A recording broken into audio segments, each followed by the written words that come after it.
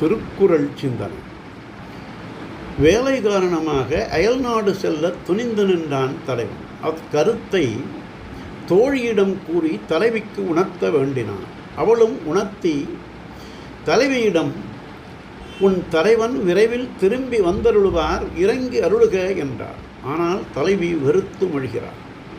என்னை பிரிவதில்லை என்று முன்பு உறுதி கூறி அன்பாக நின்றவர் இப்போது அவ்வுரை மாறி கொடுமையாக பிரிவில் ஊக்கம் கொண்டு நிற்கிறார். ஆதலால் அவர் குறித்த காலத்தில் குறித்தபடி வந்தருளுவேன் என்று சொல்வதை நம்பி ஆசைப்பட்டிருத்தல் கூடவே கூடாது என்றார்.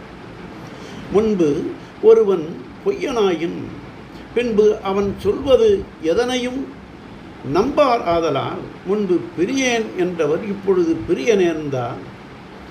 அவர் திரும்பி வந்தருளுவார் என்பதை நான் எவ்வாறு நம்புவது என்றும் மொழிந்தார். ஆகவே சேர்ந்திருக்கின்ற பொழுதே என்னிடம் கண்ணோட்டமின்றி பிரிய நேர்ந்தவர் அயலே அகன்று போனால் குறித்த காலத்தில் திரும்பி வந்து ஆதரவு தருவார் என்பதை நான் எவ்வாறு நம்புவது என்று தலைவி கண்ணீர் சிந்தி கவலைப்பட்டாள் என்று பிரிவாற்றாமை அதிகாரத்தில் தெய்வப்புலவர் பிரிவுரைக்கும் வன்கண்ணராயின் அரிது அவர் நல்குவர் என்னும் நசை என்றார். நாளையும் சென்று